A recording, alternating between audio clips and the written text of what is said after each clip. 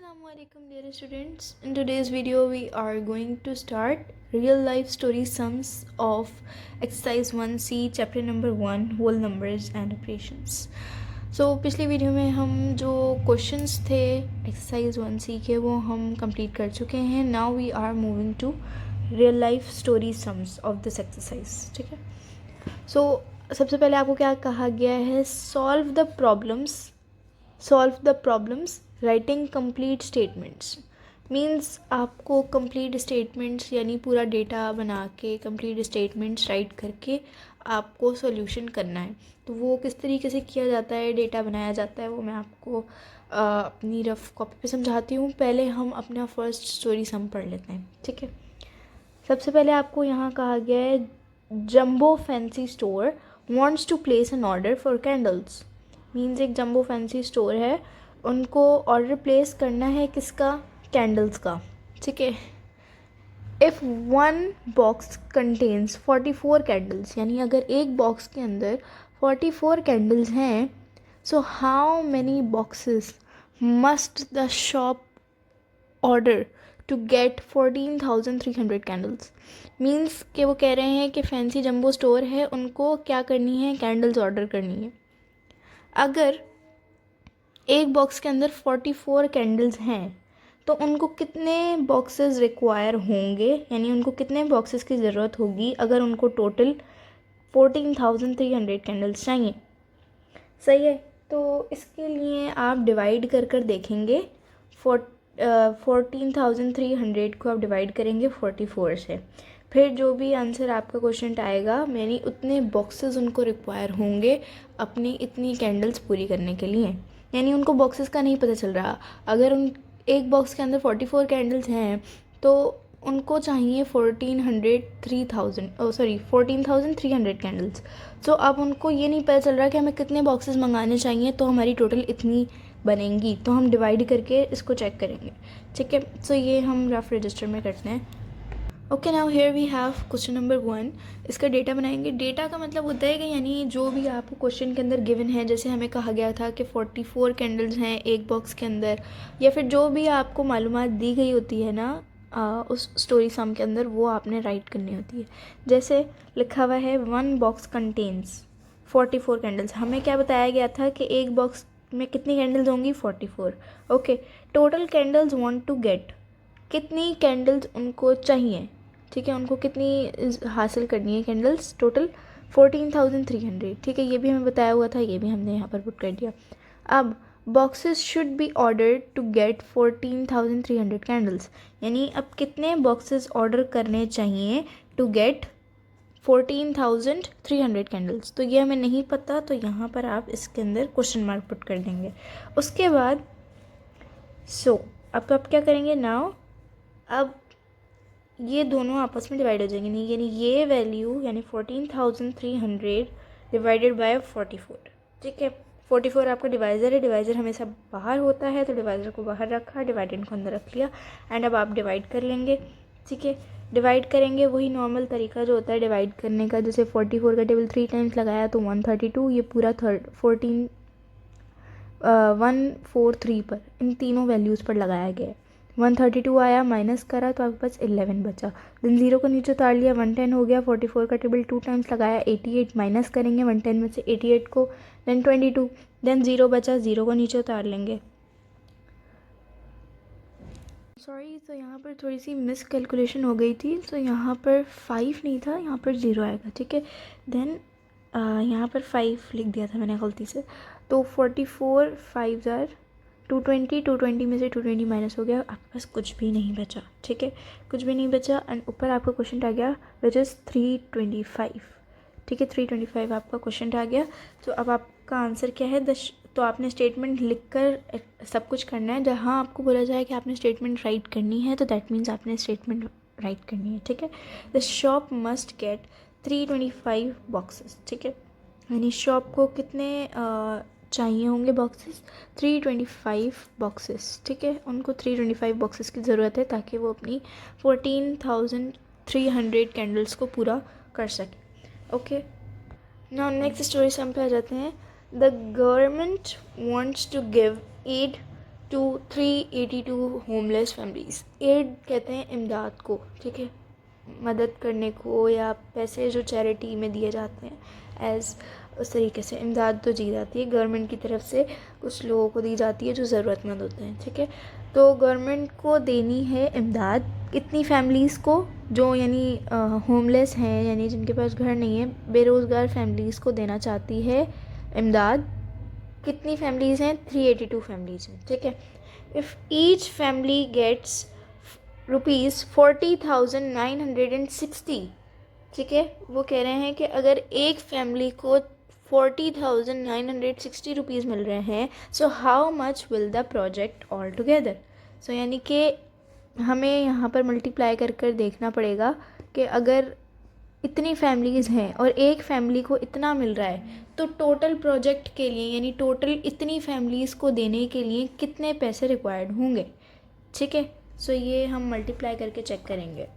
Okay, सो यहाँ अब हमारे पास क्वेश्चन नंबर 2 है। पहले क्वेश्चन नंबर 2 का हम डेटा बनाएंगे, ठीक है। डेटा कैसे बनाएंगे? वही नंबर ऑफ़ होमलेस फैमिलीज़ कितनी थी हमारे पास होमलेस फैमिलीज़ जिनको एड यानी इमदाद देनी थी, विच इज़ 382, ठीक है, 382 फैमिलीज़ थी। Amount given to each family, हर फैमिली को कितनी अमाउंट दी जा रही है, कितनी इमदाद के लिए पैसे दिए जा रहे हैं? 40,960, ठीक है, इतने पैसे दिए जा रहे हैं। Total cost of the project यानी कितने पैसे चाहिए होंगे अगर हमें 382 फैमिलीज़ को देने हैं तो नहीं पता, तो ये हमें मालूम करना है, तो यहाँ पर क्वेश्चन मार्क लगा देंगे। उसके बाद क्या करना है? 40,960 को मल्टीप्लाई कर लेंगे आप 382 से। मल्टीप्लाई करके चेक कर लें, पहले 2 से पूरे उसको, फिर 8 से, फिर 3 से। आपको पता है मल्टीप्लिकेशन किस तरीके से होती है, आप लोग पिछली क्लासेस में और इस क्लासेस में भी आपने बहुत अच्छे तरीके से सीख लिया है मल्टीप्लिकेशन का मेथड। पहले 2 से कर लेंगे, 2 0 0, 2 6 12, इस तरीके से आप कैरी ले जाएंगे ऊपर, ठीक है। तो जब आप कर लेंगे मल्टीप्लाई तो आपका आंसर आएगा 15,646,720, ठीक है। यानी और फिर यहाँ पर आप लिख देंगे। आप कोशिश करें कि ये जो स्टेटमेंट मैंने यहाँ बराबर में लिखी है ना, ये आप नीचे लिखें, ठीक है, नीचे अलग से इसको राइट करें और ये चीज़ थोड़ी सी हाईलाइट करें जो आपका आंसर है, ठीक है। इसको नीचे लिखें, क्योंकि मेरे पास इतना स्पेस नहीं होता तो इसलिए मैंने यहाँ पर लिख लिया, ठीक है। तो आप अगर अपनी कॉपी में ये क्वेश्चंस करें या पेपर वगैरह में करें तो आप इसको नीचे राइट करें, ठीक है। The project will cost ₹15,646,720 all together, ठीक है। इतने पैसे चाहिए होंगे पूरे प्रोजेक्ट के लिए, अगर हमें 382 फैमिलीज़ को इमदाद देनी है तो इतने पैसे चाहिए होंगे, ठीक है। अब आ जाते हैं अपने नेक्स्ट स्टोरी सम पे, which is 3। School children raised ₹40,575 during a sponsored marathon race। यानी कि स्कूल के बच्चे थे, उन्होंने कितने पैसे दिए? टोटल सारे स्कूल के बच्चों ने 40,575 रुपीज़ उन्होंने जमा किए एक स्पॉन्सर्ड मैराथन रेस में, ठीक है। एक स्पॉन्सर यानी जो आपको स्पॉन्सर किया जाता है उस मैराथन रेस के लिए, ठीक है। If it is shared equally between 15 families, यानी कि अगर वो पैसे यानी ये 14,575 रुपीज़ अगर ये 15 फैमिलीज़ में बांटे जाएँ, इक्वली डिस्ट्रीब्यूट करना हो 15 फैमिलीज़ के दरमियान, सो how much each family get and how much will be left, ठीक है। वो आपसे बोल रहे हैं कि अगर ये पैसे इक्वली 15 फैमिलीज़ के अंदर बांटे जाएं तो कितने हर फैमिली के पास जाएंगे और कितने पैसे बचेंगे। यानी वो आपसे डिवीज़न का बोल रहे हैं, जो आपका क्वेश्चन आएगा उससे आपको ये पता चलेगा कि हर फैमिली को कितने पैसे मिल रहे हैं, और जो रिमाइंडर होगा उससे आपको पता चलेगा कि रिमाइंडर अगर आपका आ रहा है तो इसका मतलब पैसे बच रहे हैं या नहीं बच रहे, और बच रहे हैं तो कितने बच रहे हैं, ठीक है। सो यानी आपसे इधर डिवीज़न का बोला जा रहा है, डिवाइड करके आपको एक चीज़ का मालूम, स्पेसिफिक चीज़ का आपको मालूम पड़ता है कि एक फैमिली को कितने पैसे जा रहे हैं, ठीक है। सो ये हम डिवाइड करके चेक करेंगे, लेकिन पहले हम डेटा बनाएंगे। Okay, so here we have question number 3। Data इसका बनाएंगे। डेटा क्या है? Total money raised by childrens, यानी कितने पैसे दिए थे बच्चों ने? टोटल 40,575 रुपीज़ दिए थे, ठीक है। Number of families to share with, यानी कितनी फैमिलीज़ के अंदर वो इक्वली डिस्ट्रीब्यूट करने थे? 15 फैमिलीज़, ठीक है। कितनी फैमिलीज़ थी? 15 फैमिलीज़ थी और इतने पैसे आपको बताए गए थे कि इतने पैसे चिल्ड्रंस ने दिए हैं, बच्चों ने दिए हैं। अमाउंट ईच फैमिली गेट्स, यानी हर फैमिली को कितने मिलेंगे नहीं मालूम। तो ये मालूम करेंगे आप किस तरीके से? 40,575 को डिवाइड कर देंगे 15 से। तो जो क्वेश्चन आएगा वो आप उससे आपको पता चल जाएगा कि कितने एक फैमिली के पास जाएंगे, ठीक है। तो यहाँ मेरे पास डिवीज़न के लिए तो ये स्पेस कम था तो मैंने साइड में डिवीज़न किया है, ठीक है। सो यहाँ पर हमने डिवाइड किया है 40,575 को बाय 15, ठीक है। सो पहले 40 पर लगाया, 15 2 ज़ा 30, माइनस किया 40 में से 30 तो आपके पास बचा 10। देन 5 को नीचे उतार लिया 105। 15 के टेबल 7 टाइम्स लगाया 105, पूरा ख़त्म हो गया। अब 7 को नीचे उतारेंगे। अब 7 का टेबल 15 पर नहीं लग सकता तो 5 को भी नीचे उतारना पड़ेगा, लेकिन उससे पहले हम ना जाने का ज़ीरो ऊपर पुट करेंगे कि 7 नीचे तो आ गया लेकिन 7 15 से नहीं कट रहा, तो उसके लिए पहले ज़ीरो लगाएंगे ऊपर क्वोशंट में, उसके बाद एक और नीचे वैल्यू उतारेंगे विच इज़, तो अब ये आपका बन जाएगा 75। अब 15 का टेबल आप 5 टाइम्स लगाएंगे 75 माइनस 75, आपके पास कुछ भी नहीं बचा, यानी रिमाइंडर आपका कुछ भी नहीं है और क्वोशंट आपका है 2705, ठीक है। तो यहाँ पर स्टेटमेंट राइट की है, क्या स्टेटमेंट राइट की है? Each family will get ₹2705 rupees and 0 rupees will be left, यानी 0 रुपीज़ बचेंगे, यानी कुछ भी नहीं बचेगा और इतने पैसे हर फैमिली में इक्वली डिस्ट्रीब्यूट हो जाएंगे, ठीक है। तो स्टोरी सम नंबर 4 अब आपके पास क्या है? Super pops potato chip factory employees 267 people, यानी कि एक पोटैटो चिप फैक्ट्री है, उसके एम्प्लॉयज़ कितने हैं टोटल? 267 उसके एम्प्लॉयज़ हैं, ठीक है। इतने उसके एम्प्लॉयज़ हैं। If each worker receives ₹23,845 as wages every month, ठीक है। यानी वो बोल रहे हैं कि अगर एक वर्कर उसको इतने पैसे मिल रहे हैं, अच्छा वेजेस कहते हैं मज़दूरी को, ठीक है। आप तनख्वाह या मज़दूरी, ज़्यादातर मज़दूरी इसके लिए करेक्ट वर्ड होता है, ठीक है। यानी अगर एक वर्कर को इतने पैसे मिल रहे हैं हर मंथ, ठीक है।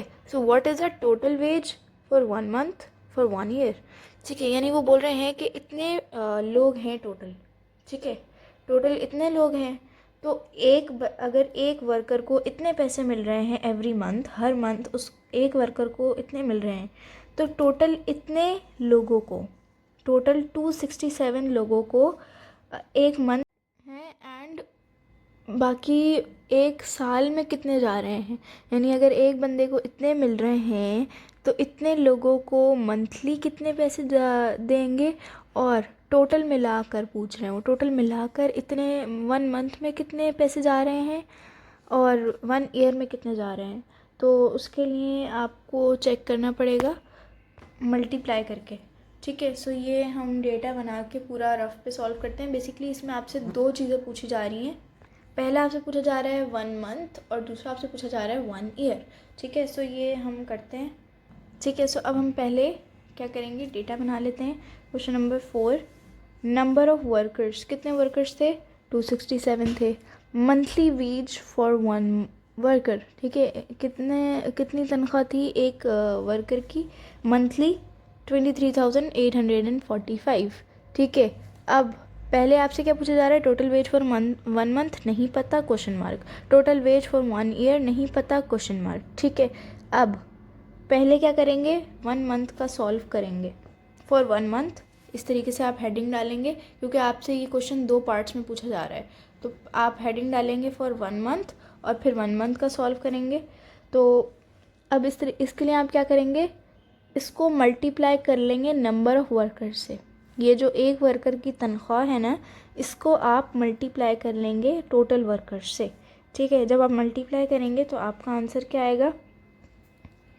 6,366,615, ठीक है। ये आपका आंसर आएगा फॉर 1 मंथ, यानी इतने लोगों की सैलरी मंथली कितनी जा रही है? इतनी 6,366,615, ठीक है।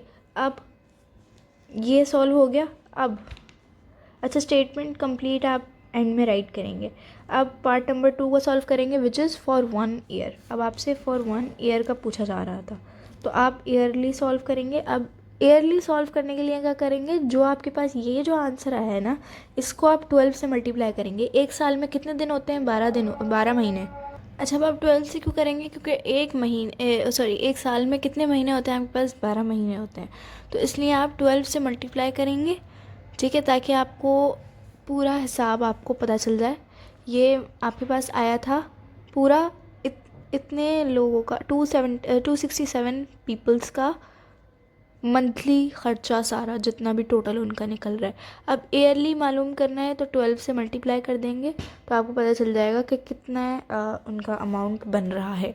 तो जब आप मल्टीप्लाई करेंगे तो अमाउंट आपके पास आ रहा है 76,399,380। ठीक है, ये अमाउंट आपके पास आ रहा है। अब आप लास्ट में क्या करेंगे, स्टेटमेंट्स राइट करेंगे। The total ways for 1 month, जो टोटल इतने लोगों का 1 मंथली जो बन रहा था वेज, वो कितना था, यानी कितनी मजदूरी थी, 6,366,615। ठीक है, और मंथली ईयरली जो बन रहा है वो कितना है, 76,399,380। ठीक है, ये आपका मंथली एंड ये आपका ईयरली। ठीक है, अब क्वेश्चन नंबर 4 हमने सॉल्व कर लिया। अब नेक्स्ट क्वेश्चन पे चलते हैं। नाउ क्वेश्चन नंबर 5 में आपसे कह रहे हैं, if a rocket travels a distance of 75,600 kilometre in 120 hours, यानी अगर एक रॉकेट ने ट्रैवल किया है डिस्टेंस कितना, 75,600 किलोमीटर, कितने आवर्स में, 120 आवर्स के अंदर। ठीक है, यानी 120 घंटों के अंदर अगर उसने इतना किलोमीटर सफ़र तय किया है, so how many kilometre does it travel in 1 hour. यानी आपको टोटल बताया हुआ है कि इतने घंटों में इतना ट्रैवल किया, आपको टोटल अमाउंट बताई हुई है। लेकिन अब आपसे पूछा हुआ है कि अगर इतने घंटों में इतना किलोमीटर उसने ट्रैवल किया है, तो 1 घंटे में उसने कितना किलोमीटर ट्रैवल किया होगा। तो इसके लिए आपको डिवाइड करके चेक करना पड़ेगा। ये डिवाइडर होगा आपका, डिवाइडेंट होगा। ठीक है, तो ये हम करते हैं रजिस्टर में। ठीक है, सबसे पहले बट आप डेटा बनाएंगे। ठीक है, डेटा किस तरीके से बनाएंगे, टोटल डिस्टेंस ट्रेवल्ड, कितना डिस्टेंस ट्रेवल किया था total, 75,600 kilometre, and total time taken, कितना टाइम लिया था टोटल, इतने घंटे लिए थे, 120 आवर्स लिए थे, और इतना टोटल डिस्टेंस था, इतना टोटल टाइम था। ठीक है, डिस्टेंस ट्रेवल इन 1 आवर नहीं पता, तो ये हमें मालूम करना है, तो क्वेश्चन मार्क लगा देंगे। अब 75,600 डिवाइडेड बाय 120। ठीक है, डिवाइड कर लेंगे आपस में, तो ये आपका डिवाइडेंट है, इसको आप अंदर रखेंगे, 120 आपका डिवाइज़र है, बाहर रखेंगे। आपस में इनको डिवाइड कर लेंगे, तो आपके पास जो क्वेश्चन आएगा वो आपका आएगा 630। ठीक है, पहले इन 3 वैल्यूज़ पर लगाएंगे 6 टाइम्स, फिर जो बचेगा उसके साथ ज़ीरो नीचे उतार लेंगे, फिर लगाएंगे, एंड देन जो ज़ीरो, अच्छा यहाँ पर ना ज़ीरो बच रहा है लास्ट में, तो ज़ीरो का आप क्या करेंगे, ज़ीरो तो बच रहा है हमारे पास, जो डिवाइडेंड का ज़ीरो था ये बच गया, अब ये अकेला है, इसके साथ क्या करेंगे, तो इसको आप डायरेक्टली ऊपर ले जाएंगे और क्वेश्चन में राइट कर देंगे। इस तरीके की सिचुएशन में आपको क्वेश्चन के साथ थोड़ा चेंजिंग करनी पड़ती है। ठीक है, अगर लास्ट में सिर्फ ज़ीरो बच रहा है और ज़ीरो के साथ कोई और वैल्यू नहीं बच रही, जैसे यहाँ पर हमारे पास कोई रिमाइंडर नहीं बच रहा था और सिर्फ ज़ीरो था, अब ज़ीरो को नीचे उतार के मैं क्या करती, क्योंकि मेरे पास कुछ था ही नहीं, तो इसलिए हमने डायरेक्टली ज़ीरो को ऊपर पुट कर दिया, तो 630 हो गया क्वेश्चन। तो अब आपके पास क्या आ रहा है, the rocket travels 630 kilometre in 1 hour. ठीक है, अब आपको वैल्यू पता चल गई। अब आ जाते हैं नेक्स्ट क्वेश्चन पे, विच इज़ क्वेश्चन नंबर 6। अब लिखा है, ड्यूरिंग हर ट्रिप, उसकी ट्रिप के दौरान, यानी किसकी बात हो रही है, सारा की, सारा knits a scarf at the rate of 4,690 millimetre a day. ठीक है, यानी वो बता रहे हैं कि सारा एक ट्रिप पर गई थी, तो उसकी ट्रिप के दौरान उसने कितना स्कार्फ बुना, निट्स कहते हैं बुनने को, या आप सीने को भी बोल सकते हो, बुनना होता है बेसिकली इसका मतलब, यानी कोई चीज़ बुनते हैं ना, जैसे स्वेटर वगैरह बुने जाते हैं, ठीक है। तो वो कह रहे हैं कि सारा एक ट्रिप पर गई थी, तो वहाँ उस ट्रिप पे उसने एक स्कार्फ को बुना, और उसने 4690 मिलीमीटर एक दिन में बुना, ठीक है। यानी स्कार्फ था, उसने कितना बुना एक दिन में, कितना बुना उसने, इतना मिलीमीटर उसने बुना। If her trip last 8 days, वो कह रहे हैं कि अगर उसकी ट्रिप 8 दिनों की थी, सो how much of the scarf will she have knitted by the end of the trip, ठीक है। यानी वो कह रहे हैं एक दिन में, सारा एक ट्रिप पर गई थी और एक दिन में उसने इतना मिलीमीटर स्कार्फ बुना है, ठीक है। अब अगर उसकी ट्रिप 8 दिनों की थी, एक दिन का आपको बता दिया, अगर उसकी ट्रिप 8 दिनों की थी तो उसको कितना स्कार्फ उसने बुना होगा पूरी ट्रिप में, ठीक है। अगर 8 दिनों की ट्रिप थी, एक दिन में वो इतना बुन रही है, तो 8 दिनों में टोटली उसने कितना बुना होगा, बस ये आपसे पूछा जा रहा है। सो ये आप मल्टीप्लाई करके बेसिकली चेक कर लेंगे, ठीक है।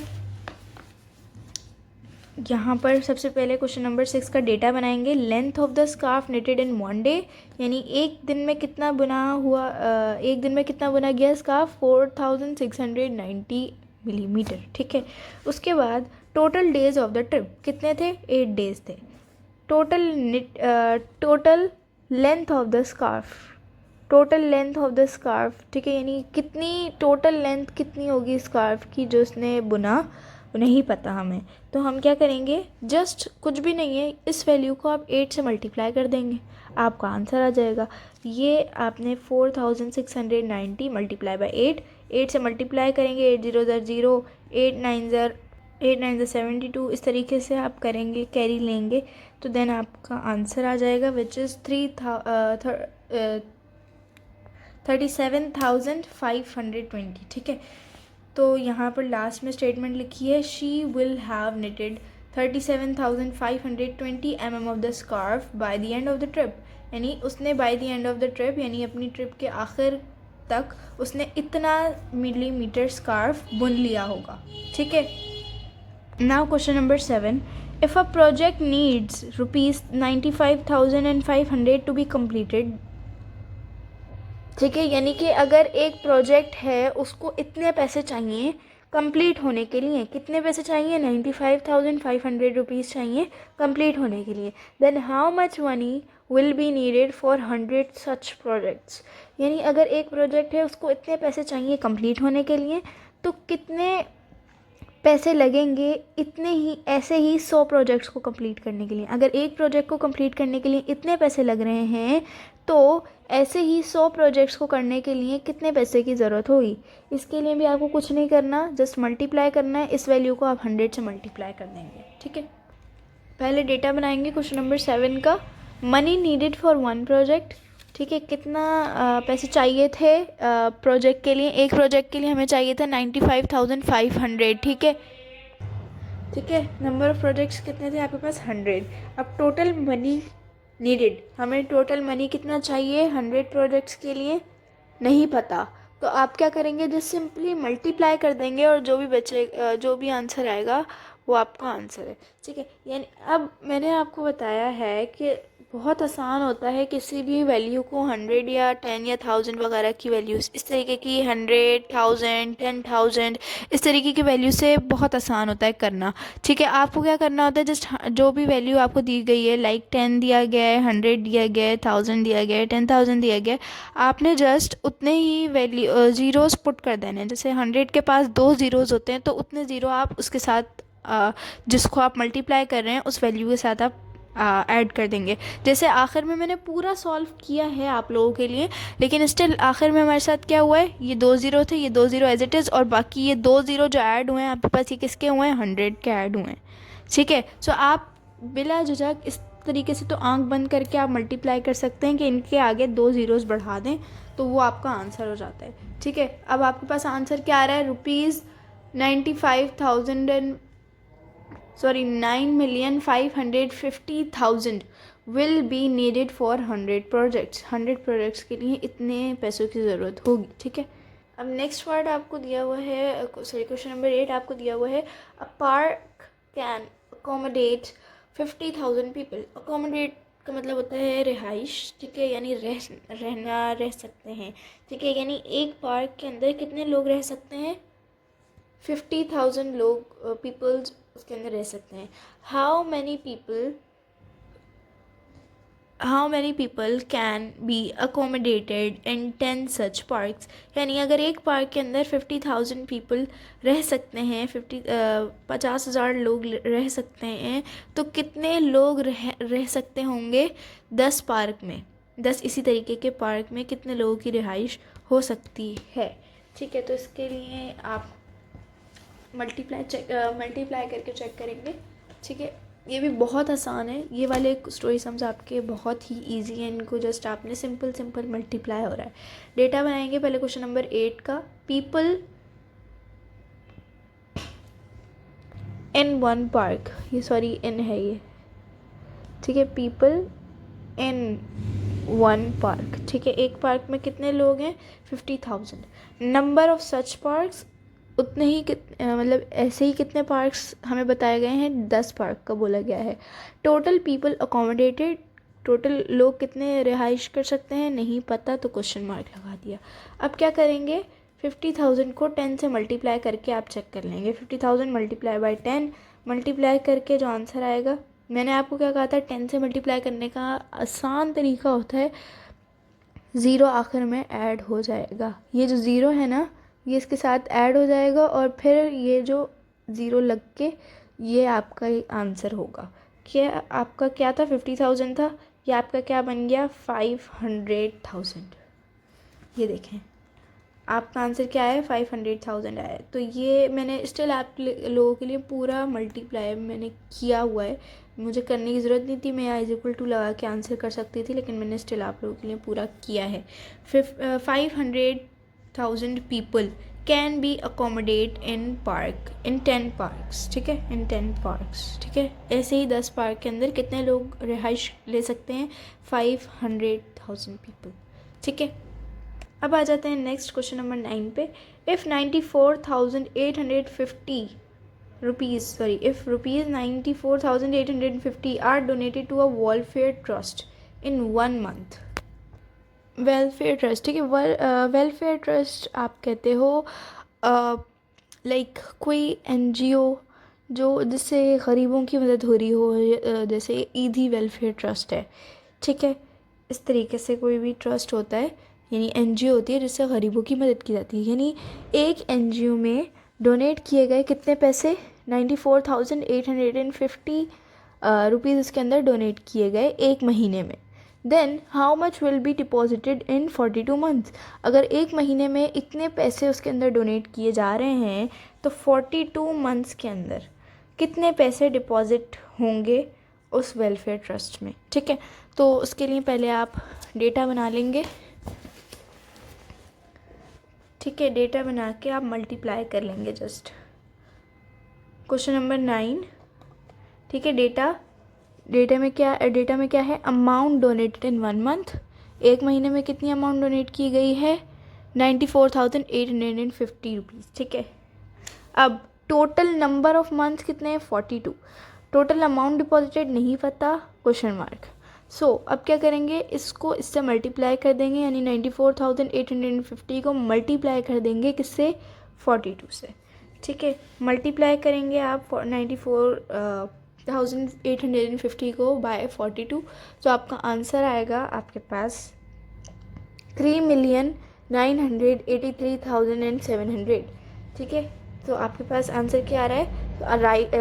कंप्लीट स्टेटमेंट राइट कर देंगे आखिर में, ₹3,983,700 will be deposited in 42 months, ठीक है, यानी 42 मंथ्स में इतने रुपीज़ आप डिपॉजिट हो रहे हैं, ठीक है। उसके बाद आ जाते हैं नेक्स्ट क्वेश्चन पे, क्वेश्चन नंबर 10, ठीक है। Question number 10, a student pays ₹12,300 annually to the school as lab charges. यानी एक स्टूडेंट है, वो कितने पे कर रहा है एनुअली, यानी सालाना, यानी पूरे साल में कितने पे कर रहा है वो? लैब चार्जेस, स्कूल के लैब चार्जेस वो पे कर रहा है कितने? 12,300। ठीक है, यानी एक स्टूडेंट है वो सालाना 12,300 रुपये पे कर रहा है स्कूल को as lab charges. Lab charges, जैसे लैब चार्जेस पे कर रहा है। हाउ मच डज़ ही पे मंथली, यानी वो मंथली कितने पे कर रहा होगा? तो इसके लिए आपको डिवाइड करके चेक करना पड़ेगा। ठीक है, ठीक है। अब हमारे पास है क्वेश्चन नंबर 10। डेटा बना लेंगे पहले। Total lab charges paid annually, annually कितने लैब चार्जेस पे किए जा रहे हैं? 12,300। ठीक है, number of months in a year 12 होते हैं। ठीक है, ये हम खुद से एडिशनल इन्फॉर्मेशन ऐड करेंगे क्योंकि हमसे पूछा गया है कि सालाना इतने पे कर रहा है और एक साल में कितने मंथ्स होते हैं? 12 मंथ्स होते हैं। तो और एक मंथ का पूछा जा रहा है तो मंथ वाइज आप ये चीज़ ऐड करोगे कि एक साल के अंदर 12 मंथ्स होते हैं। मंथली लैब चार्जेस नहीं पता, सो अब आप क्या करेंगे? 12,300 को डिवाइड करेंगे 12 से। 12 से डिवाइड करने का मकसद कि एक साल के अंदर 12 मंथ्स होते हैं। 1 year is equal to 12 months. ठीक है, तो डिवाइड कर लेंगे आप। मैंने यहाँ पर साइड में डिवाइड किया है। 12 1 जार 12, माइनस करा, कुछ भी नहीं। 3 को नीचे उतार लेंगे। 12 का टेबल 3 पर नहीं लिख सकता, ना जाने का 0 ऊपर। देन 0 को नीचे उतार लेंगे, 30 हो जाएगा। देन 12 2 जार 24, 30 में से माइनस करेंगे 24। देन आपके पास बचेगा 6 के साथ 0 को नीचे उतार लेंगे, 60 हो जाएगा। 12 5 जार 60, पूरा पूरा आपका यहाँ पर ख़त्म हो जाएगा। ठीक है, तो आपके पास क्वेश्चन क्या आ रहा है? 1025। अब साइड में स्टेटमेंट क्या लिखी है? द स्टूडेंट पेज ₹1025 मंथली, यानी वो बच्चा कितने पे कर रहा है मंथली? मंथली वो इतने पैसे पे कर रहा है एज लैब चार्जेस। ठीक है, नाउ अब आ जाते हैं क्वेश्चन नंबर 11 पर। A person has 25 shops. एक इंसान के पास कितने शॉप्स हैं? 25 उसकी शॉप्स हैं। ईच वर्थ 65,500, यानी हर दुकान की जो वर्थ है वो कितनी है, यानी कितने पैसे हैं उस दुकान के, कितनी वर्थ है? 65,500 एक दुकान की वर्थ है, एक दुकान की बताई हुई है। Then what is the total cost of these shops, यानी अगर 25 शॉप्स हैं, 25 दुकानें हैं, एक की वर्थ इतनी आ रही है, टोटल 25 की कितनी वर्थ होगी? तो ये भी आप मल्टीप्लाई करके चेक करेंगे। क्वेश्चन नंबर 11 का डेटा बनाएंगे। ठीक है, टोटल नंबर ऑफ शॉप्स कितनी है? 25। Total number of shops 25। Worth of each shop 65,500। Total cost of all shops नहीं पता, तो क्वेश्चन मार्क। अब आप क्या करेंगे? 65,500 को मल्टीप्लाई कर देंगे 25 से, तो आपका आंसर आ जाएगा। ठीक है, बहुत ही ईजी से ये क्वेश्चन हैं। मल्टीप्लाई करके आपका आंसर क्या आएगा? 1,637,500। ठीक है ना, लास्ट में आप स्टेटमेंट राइट कर देंगे। The total cost of these shops is ₹1,637,500। ठीक है, सो यहाँ पर आपका क्वेश्चन नंबर 11 ख़त्म हो गया और आपके सारे स्टोरी सम्स आप यहाँ पर देख सकते हैं कि ख़त्म हो गए। हमने सारे स्टोरी सम्स सॉल्व कर लिए हैं, यानी हमारी पूरी exercise with story sums complete हो चुकी है। अब नेक्स्ट वीडियो में हम इंशाल्लाह एक्सरसाइज 1D स्टार्ट करेंगे। टिल देन टेक केयर, अल्लाह हाफिज़।